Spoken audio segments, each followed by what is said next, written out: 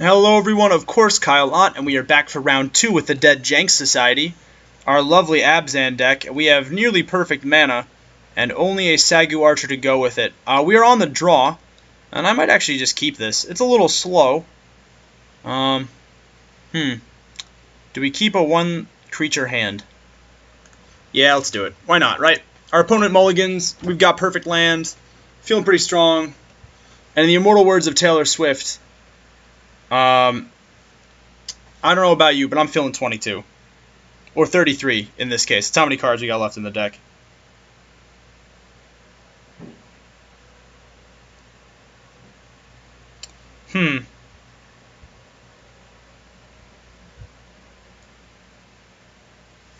Alright, let's see what we draw. I mean, I don't mind this hand so much on the draw when we've got access to stuff. Although now it's getting a little awkward. But, like I said, we got perfect mana. I mean, I'm not feeling too... Maybe this is a little risky on the keep, certainly. But, there's only 10 land left in the deck. I mean, we could draw straight action for a while, can't we? I feel like that's like the famous last words of every Magic player. Like, there's no way this plan can go wrong. Yes. Yes, there is. In fact, there are many ways that this plan can go wrong. Warname Aspirant is one of them. Although I will say I'm happy that she's not something that's stronger than what she is. I'm just going to go ahead and run out Einok Bondkin. My 2-drop is better than yours, sir.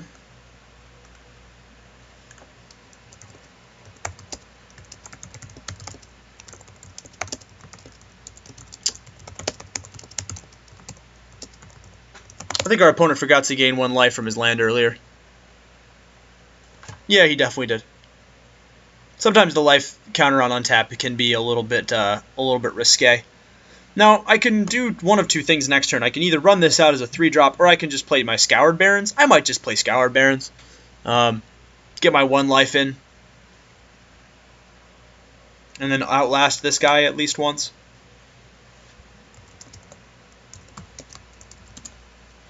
I mean, it's not a May. You have to gain 1 life.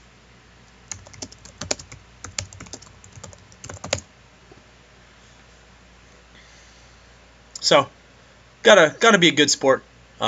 It's important to win in Magic. I mean, like, I like winning as much as the next guy, but it's also really important to be a good sport, to be a good sportsman about things. If he wants to attack here, that's fine. I'll just take it. I'm not going to sacrifice a guy that has first strike.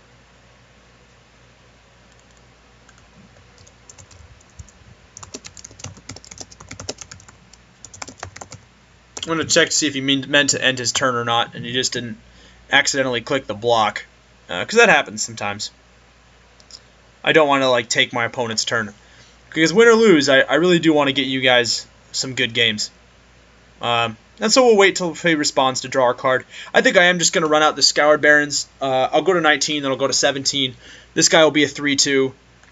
I mean, it all depends on what I play, too. Like, if I draw, like, an Abzan banner or something. Nope.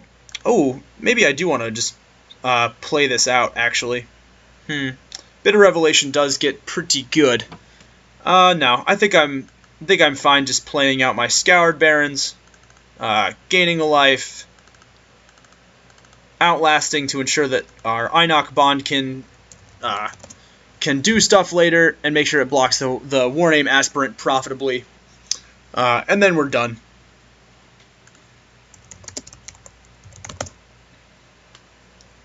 So our opponent looks to be a little bit screwed on land, which is unfortunate for him and great for us.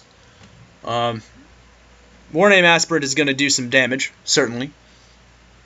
But we're going to manage to outlast it. Skidoo. Oh, all of the Abzan puns. With their addition of the Kieran, what I'm going to do is I'm just going to swing in for 3 here, run out the Kieran, follow it up with the Sagu the turn afterwards, and then use Bitter Revelation to draw us into some good stuff. Seems like this wasn't a terrible keep, after all. And we'll see if he's got a response, which he does not, certainly. And I will definitely block Warname Aspirant with Alabaster Kieran. I will definitely do that. Yeah, so far so good. I mean, nothing much has happened this game to like make me worry about stuff. He does have Singing Bell Strike. I'm going to assume that that's just going to hit the Kieran. Yep, that's certainly fine. He's going to swing in for 2, knock me to 15, which is certainly fine. Singing Bell Strike is pretty good.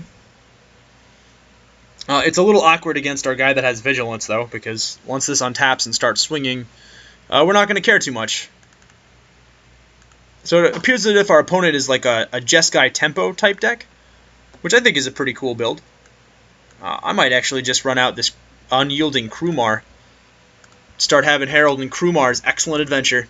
I know I made that joke earlier, but man, come on. It's just too easy. It needs to happen. It needs to be a thing. Especially because next turn I can just simply untap my Kieran. And just kind of get him. Like right now our opponent has been sitting at such a low amount of land. I do feel for him. The mana screw is very much real.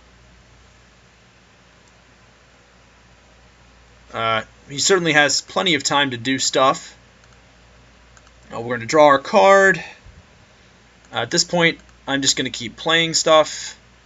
And just laughing, I guess.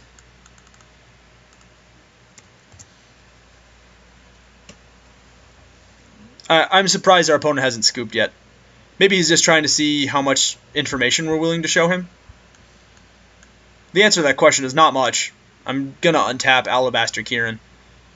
If he decides to attack, or at his end step, I'll just untap it, and I'll just keep swinging.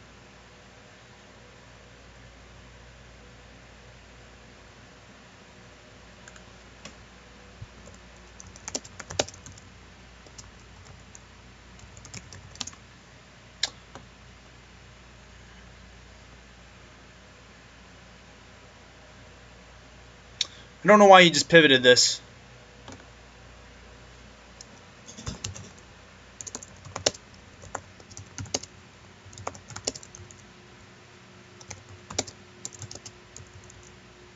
Oh yeah, so he just wants to go to game 2, that's fine.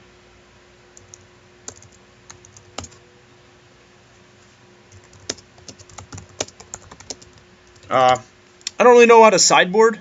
I don't know if Abzan Charm is going to be the card that I want necessarily in the deck. We can, of course, sideboard in one of our debilitating injuries. I don't know exactly what our opponent has in store for us. We could side out the Rite of the Serpent for that, or our Abzan Banner for a debilitating injury. We could do that. That's fine. We'll try it. And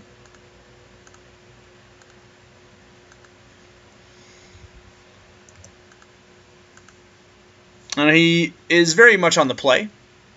Hopefully he will remember to gain his life. We've got ourselves a Ghostfire Blade, a Kill Shot, Abzan Battle Priest, Meandering Tower Shell, and a Rite of the Serpent. 2 planes is a little awkward, but we are on the draw. And our deck has pretty good mana, so run out my Ghostfire Blade. Pass the turn back. Ghostfire Blade, folks, has continued to be one of the most impressive things that I've seen in this block. I mean, it really just takes 0 work for this card to be good. So our opponent is going to jump to 22. A strong showing, I think. And Sagu Archer is going to hit the ground as a morph creature. And then, yeah, you're going to get equipped with that Ghostfire Blade to become a 4/4.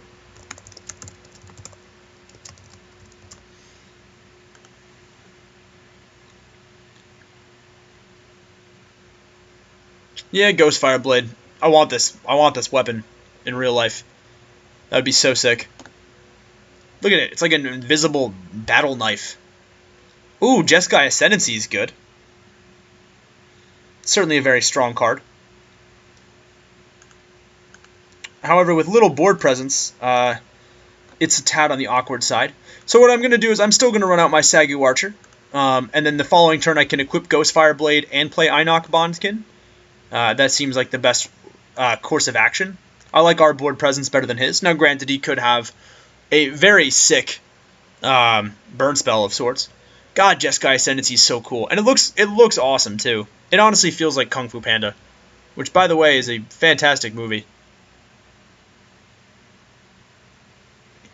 If you haven't watched it yet, look at this. There's an Ifrit, a Jin, 2 monks, an Aven.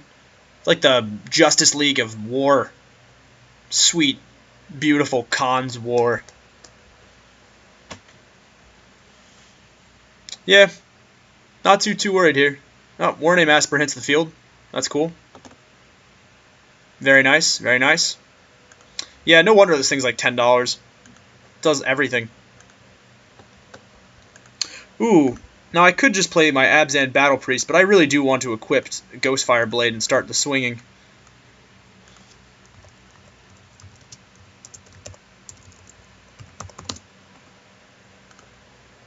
I'm going to equip the blade, swing for 4, and to quote Liam Neeson from Gangs of New York, the blood stays on the blade. And then I'm very happily just going to run out my Einok Bondkin.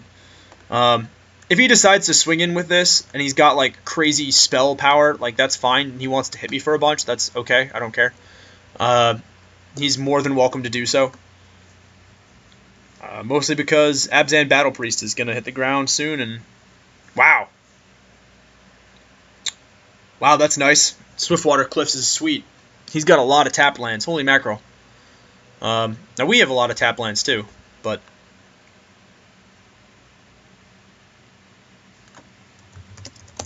if he wants to start lobbing spells to siphon stuff, that's fine. I'm not worried about it. Abzan Battle Priest is going to make that line of play pretty awkward for him, I think. Sure. Scaldkin is the thing. Don't forget to take my life. Ooh. Unyielding Krumar will be sweet eventually. But not now. I'm fine getting aggressive here, swinging for 6.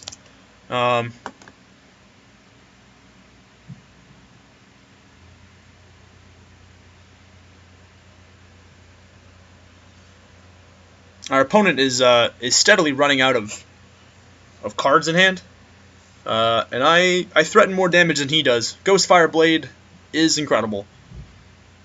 I feel like this is way better, like in constructed, obviously, but like Ghostfire Blade's sweet. Yeah, I'm fine. I have no qualms about trading Skeleton for Einok Bondkin. Your 4-drop for my 2-drop, that's absolutely okay. Yep, that's fine. You go to 16. And the Einok Bondkin is certainly not nearly as good as Abzan Battle Priest. Now we're a little bit on the mana screwed side, but that's perfectly fine. Eventually, if we hit a swamp, we're going to get this Unyielding Krumar out. If we hit another forest, I will happily play Meandering Tower Shell. And I will never stop blocking. He is pivoting it. I'm assuming that he is attacking. And I will happily take it. If you have spells that you would like to play, by all means do so. I go to 16. You do have Dragon-style twins.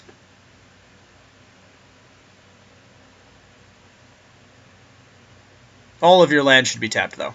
Okay. Which is cool. It means that we've got ourselves a nice swing.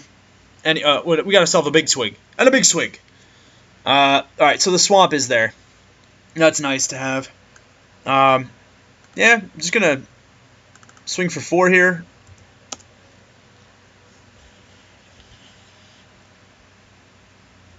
See what he does. Yep. And then we're going to outlast. If he's got like counter magic or something, that's perfectly fine. But this is going to eat a kill shot. And if need be, like if he swings with this, I hit it with the kill shot. He winds up pumping it up a bunch of times with like double prowess. I could be dead. Yep, Singing Bell Strike is good. Targeting the Abzan Battle Priest, which makes perfect sense. That's fine. So this is going to jump to a 5/5. This is going to jump to a 3/2. Yep. He's going to he draws and he discards.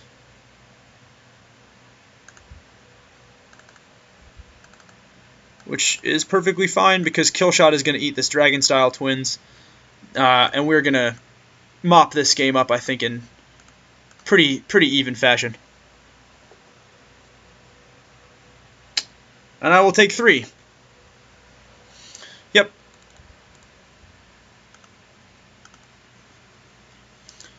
Yep, taking 3. If I draw another land, I'm just going to untap this and hit you for 8. I have no qualms about any of this.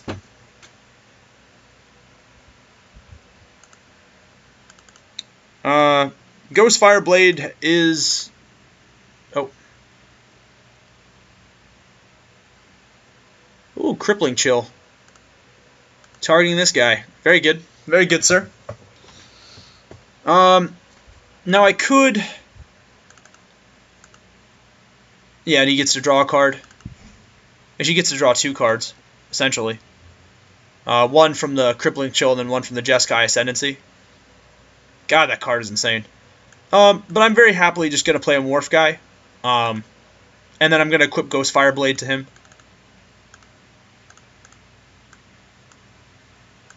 And then I'm done. And the following turn I can swing, I can gain 6 life off the lifelink. Our opponent has drawn a ton of good stuff. Jeskai Ascendancy is amazing, clearly. And our opponent's deck seems very, very good.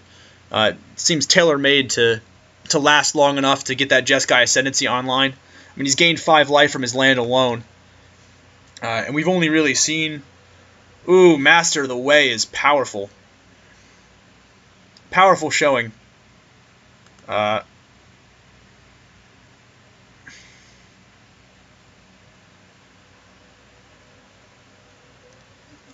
Okay. That's fine. You hit my Sagu.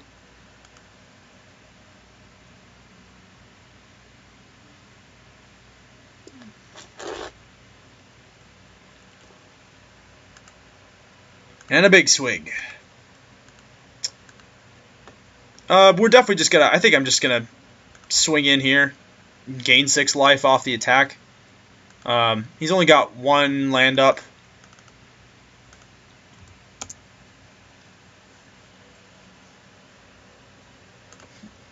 We're gonna ask if there's any blocks.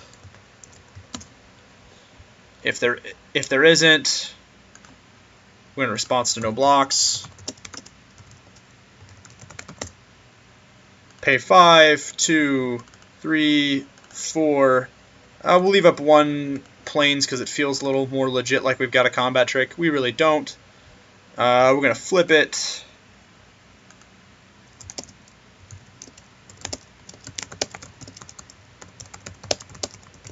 Hit him for 2 more than he expected, then we're going to gain 6, and then we're done. And I think that puts us pretty safely out of range of our opponent. The following turn, I'm probably just going to tap 6, and then just untap Abzan Battle Priest, and then swing in for 10 lifelink points, and have that be the end of it. So, pretty happy. Our deck has performed very well. For those of you that are considering going out to a comic store and doing your own cons draft, I would highly encourage you to play Abzan. I mean, as always, it's a matter of personal preference. You know, play the stuff that you like, as long as you're having fun, and that's all that really matters. But I will say that the Abzan archetype just feels like the most resilient of the archetypes, by a wide margin. So, ooh, a morph creature. That's probably in a free Battle Master. Oh, okay. Or it's the Master of something. What's the? There's a 4-mana 3/1 flyer in this format with Morph 3 that gives Hexproof. It's a very good card. Our opponent doesn't have enough to do a free Battle Master right now, though. We are just going to run out this Jungle Hollow, kind of pad our own life total a little bit. I will say Abzan Guide has impressed me quite a bit. We're going to stick with the plan, though, and just use the stuff that we have on board.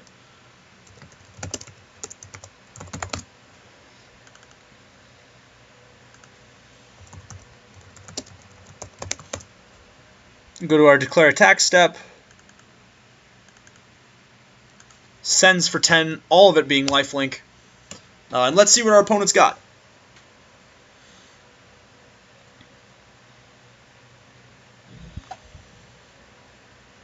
And we still have plenty of strong stuff. Meandering Tower Shell, Rite of the Serpent, Unyielding Krumar. Like, we've got nothing but gas in hand. So, pretty pleased with how the deck has performed. Yep. Abzan Battle Priest is going to get the 2-for-1 for us. It's going to kill that Aspirant. No, the double block?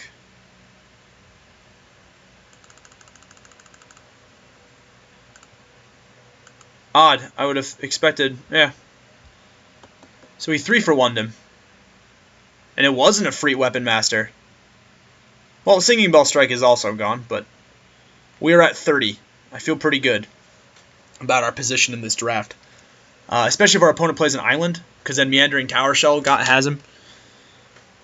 Like, I know that this turtle is menacing, but I just want to hug it. Be like, what's up, buddy? How you feeling, turtle? Am I turtly enough for the Turtle Club? Turtle, turtle.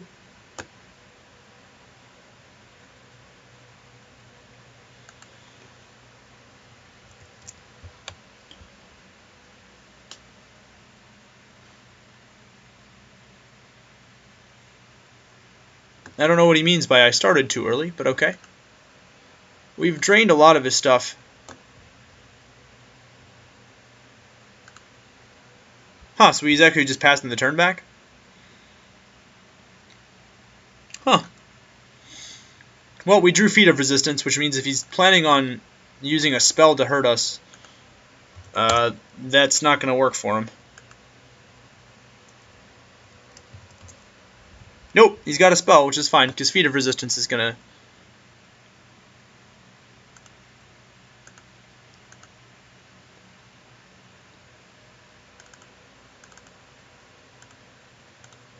Yep, that's probably going to be GG. I'm going to declare Pro Blue. At this point, there's really nothing else in the format that can kill it. GG. Alright, well, we got there, folks. We most certainly got there. Guys, as always, I really do appreciate you coming out and watching it. I know you've got plenty of different resources that you can go to for your drafting needs, but as always, I'm so appreciative that you come to Draft Radio for them. I am Kyle for Draft Radio. Don't forget to like, comment, and subscribe, and as always, you never have to do it in that order. And thank you so much for joining us. Have a lovely evening.